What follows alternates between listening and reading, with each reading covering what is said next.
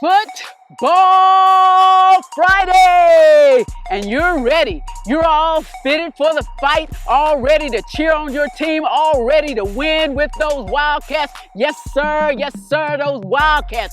Ready to face victory with the Pride, ready to annihilate with the Knights, ready to dehumanize with the Huskies, ready to dominate with the Cougars, and ready to shake, bake, and wake somebody up with those Wolverines. Yes, sir. Crutchfield, Nathan Leacock, Millbrook.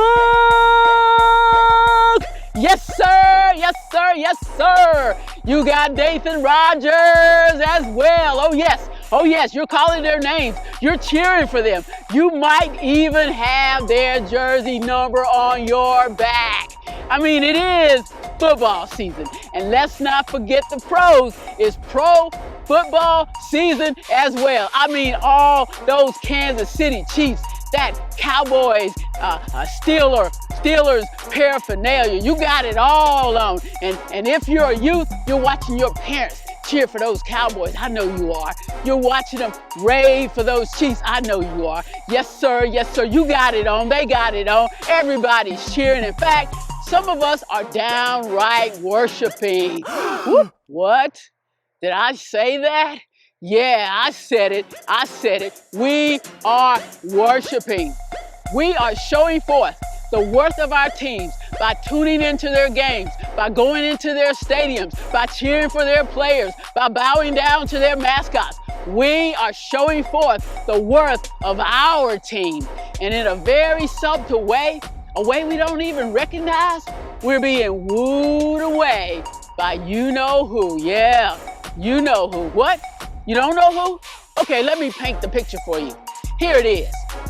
Then the devil led Jesus to the top of a very high mountain and showed him all the kingdoms of the world and all the wonderful things in them. The devil said, if you will bow down and worship me, I will give you all these things. Jesus said to him, get away from me, Satan. The scriptures say you must worship the Lord your God, serve him only. Who are we serving? That's Matthew chapter 4, verses 8 through 10. Now, I hear you. I can hear you clearly. You're saying right now, what in the world does that have to do with football? Yes, you're saying it, because I'm just cheering. That doesn't mean I'm worshiping football. Just because I love the game, that doesn't mean I'm bowing down. Just because I call out my boy doesn't mean I'm canceling out Jesus. That is not me. No way. I am not worshiping football. I'm not worshiping sports. I'm not worshiping these players. I'm not worshiping football. I don't care about the mascots. I'm just calling out a few names every now and then. Mahomes, Tom Brady, Cousins, I'm just calling them out. Tyreek Hill, best wide receiver out there. Yeah, I'm just calling out a few names. You know, that's my boy. I'm just calling names. I'm just having fun. It's not like I'm chasing after any of them or anything. They're not really doing anything for me, really? Really? They're not doing anything for you? So why do you watch them? Why do you engage in them? Why do you get so hyped? Why are you so passionate if it's not doing anything for you? Why do you indulge in the pleasure? You see, in Satan's final temptation of Jesus, he takes him up high, shows him the kingdoms of the world, and he appeals to Jesus's human need or sense for fame, glory, significance, and power.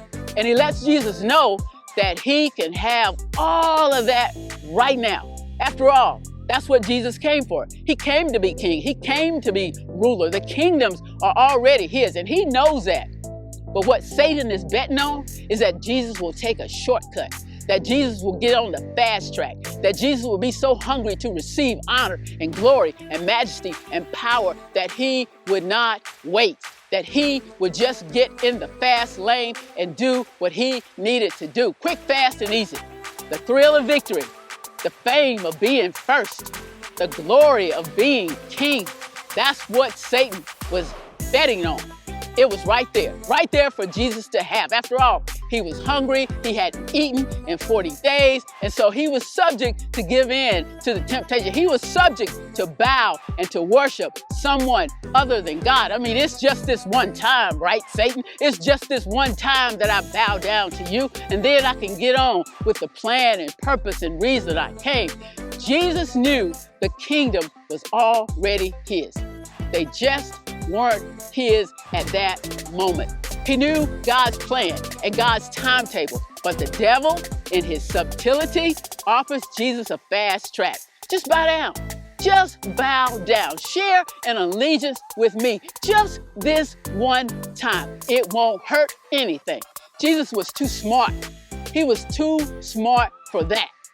And so his reply was, look, there's only one worthy of worship, one worthy of bowing down to, one worthy of chilling with, one worthy of crying out to, one worthy of cheering after, one worthy of chasing after.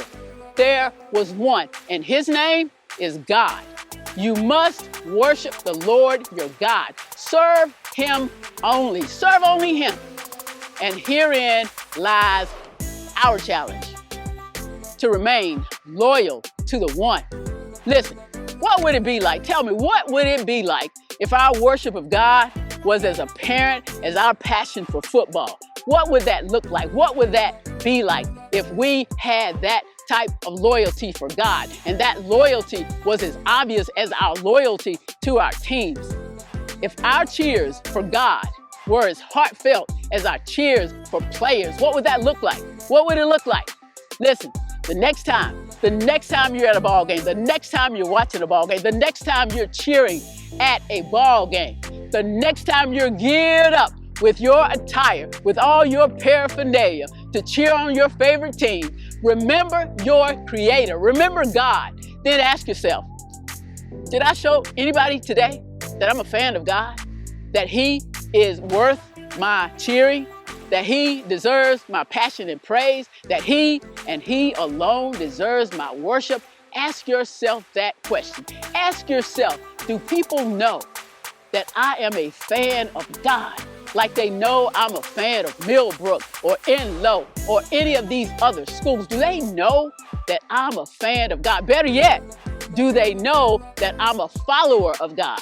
Listen, if people know that you're loyal to Millbrook or Leesville or Nightdale or Enloe or Heritage or Wakefield, if they know that, but they don't know you're loyal to God, perhaps what they've actually witnessed is your worship of the wrong thing or the wrong person.